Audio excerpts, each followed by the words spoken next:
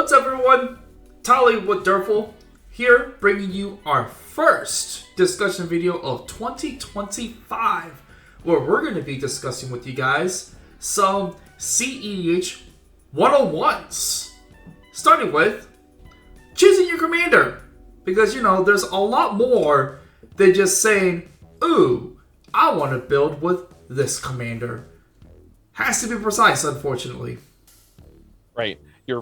When you're choosing a commander for a cEDH deck that you're building, first off, there's a lot of really great established pre-existing lists to review from. But what we want to focus on is what really makes that commander do the thing, quote unquote, in cEDH. Yep. And there's some details on that you want to examine to see why something is viewed as cEDH versus why something would not be. Yep. Now, before we do get started here, of course, like the video, comment, subscribe, so that way we can reach some milestones before the end of the month for my birthday. And if you do want to join our Discord, it is free for all. The link will be down below in the comment section. And it's a forever link, so you don't have to keep asking. But yeah, come hang out with us. Play some games, whether it be casual or cEDH. Join gameplays with us if you want to join gameplays that we do weekly. And yeah, let's get started. So the first thing that we have to look into, or I guess the three things I should say, that we gotta look into when choosing a commander and building a deck is, does the commander have card advantage?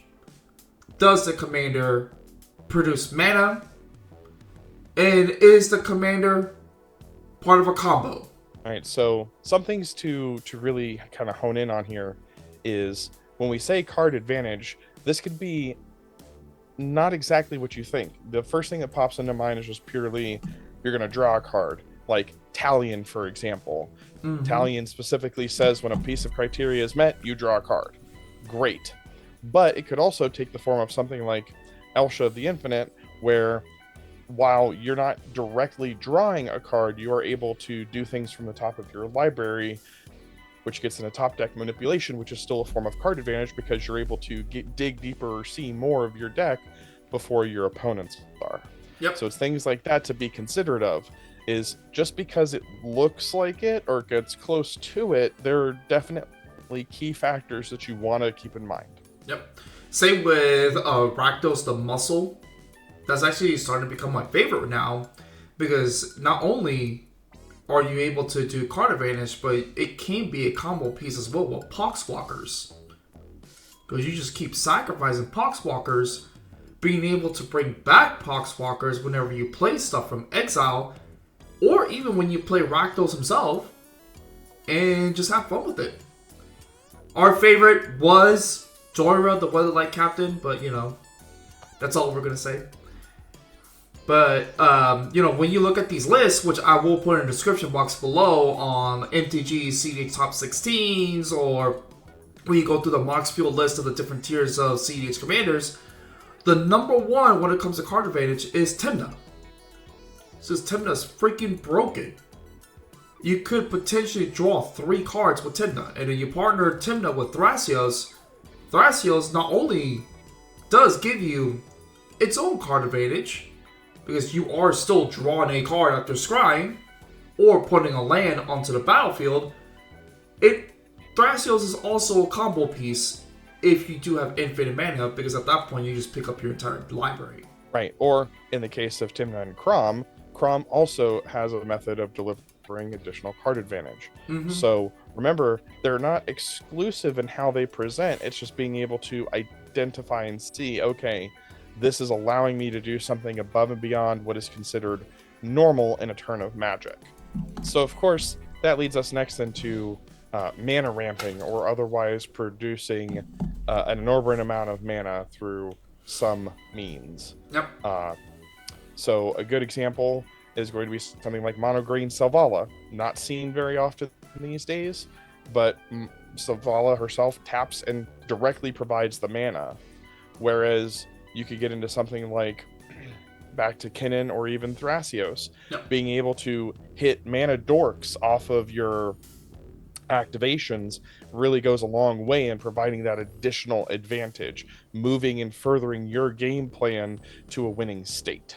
Oh yeah, yeah. And there's Magda. Technically, Magda is it can hold you mana because it does create treasures. You could build Correct. around a deck where you could create a ton of treasures and be able to bust out a bunch of stack pieces to stop everyone, so that way you have enough time to build your combo and build your win con. Savala, when you talk about Savala, you could also consider it to be like a draw engine. Urza, technically, could be considered as a mana producer, just because a lot of the artifacts that you do play, a lot of the 0 pips can be tapping for blue. Yeah, there's a fair number of options when it comes to mana production. It's just, it's got to be something that is impactful, right?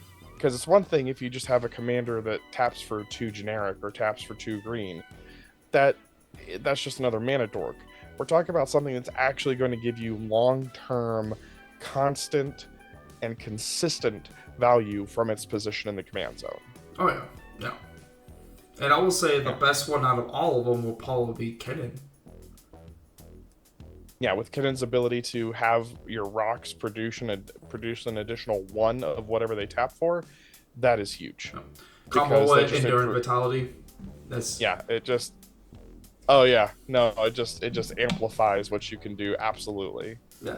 And I mean, Endurance Vitality, like, I remember when was it? I think it was like Murders first came out, people were like hyping on Archduke's Charm, but come to find out 3 green pip is kind of bad, even though it's an instant that can search for either a creature or land.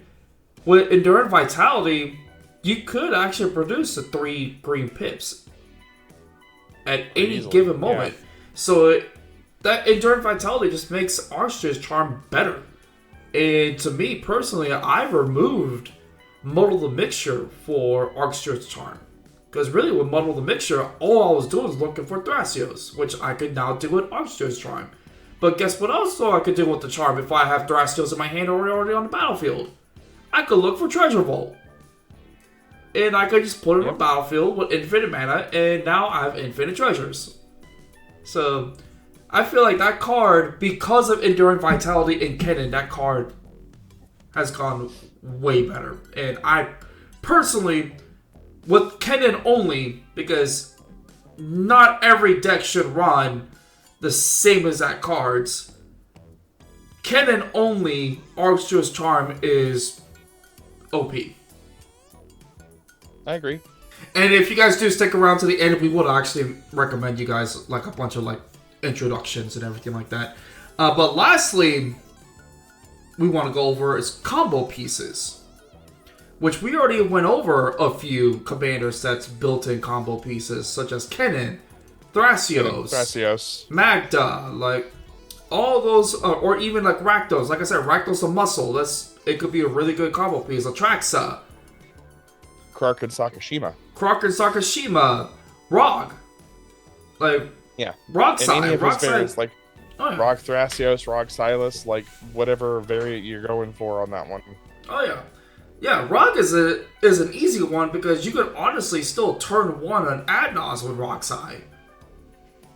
All you need is a land that can produce black, a Mox Amber, or any of the other Moxens. And Colin the Weak. That's the card's name? Yeah, Calling the Weak. Yeah. Bam! Adnos. There you go.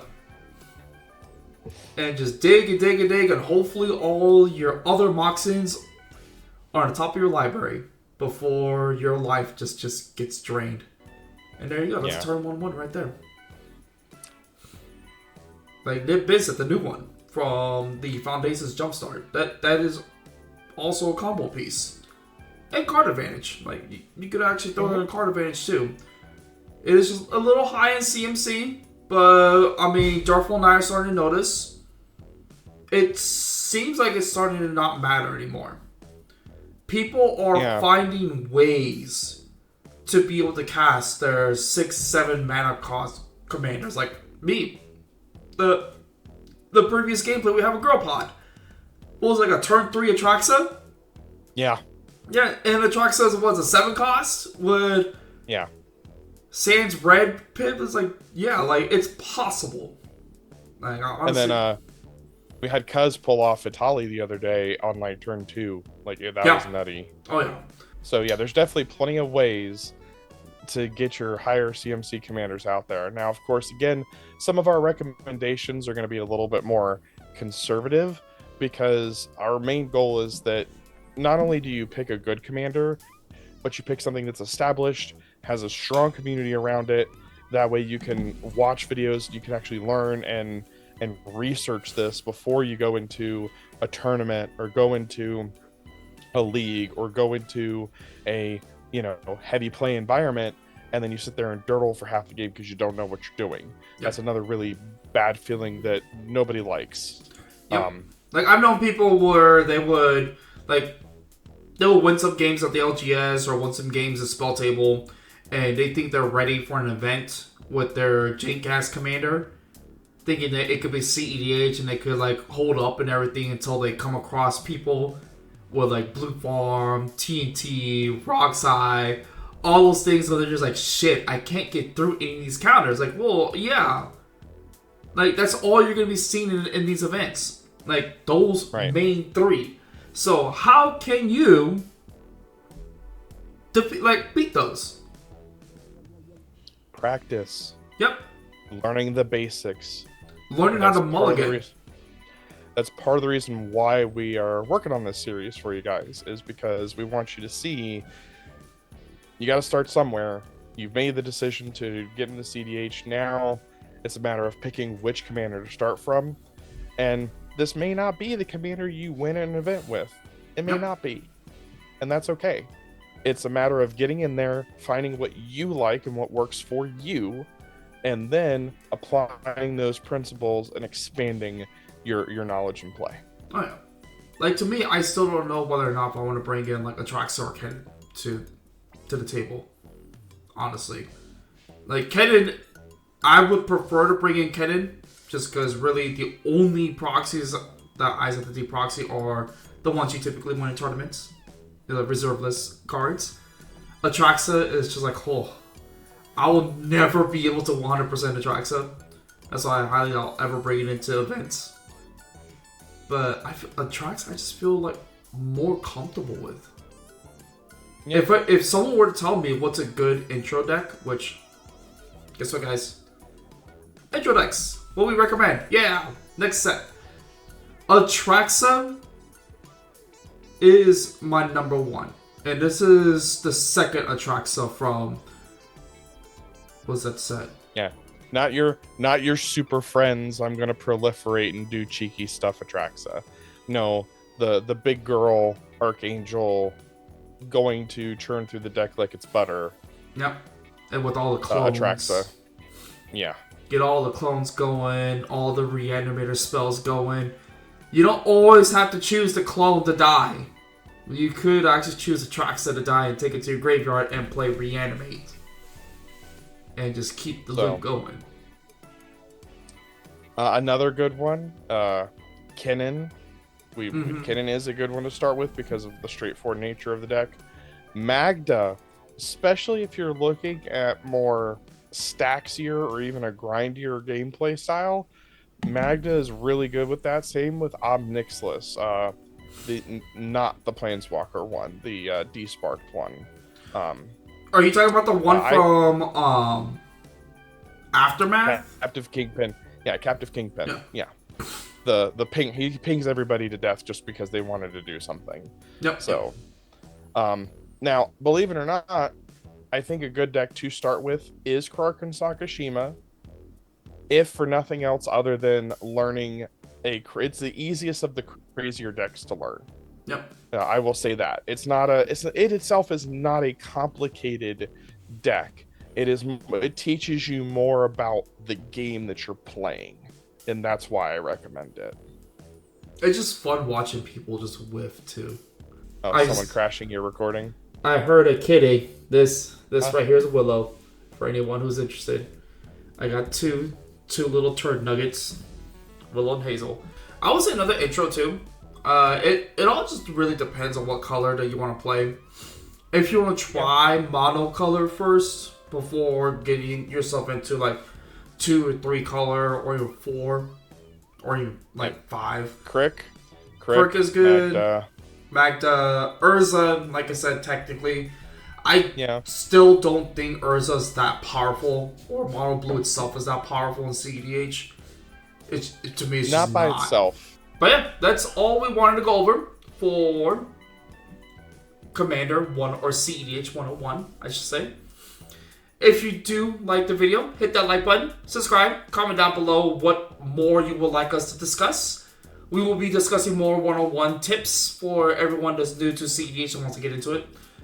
And if you want to join our Discord, it's free for all. The link will be down in the comment section. Just hit that invite link, and that's it. Simple as that, and you'll be able to join our gameplays or just join discussions, whatever you want to do. But if it's your birthday, happy birthday. Happy birthday.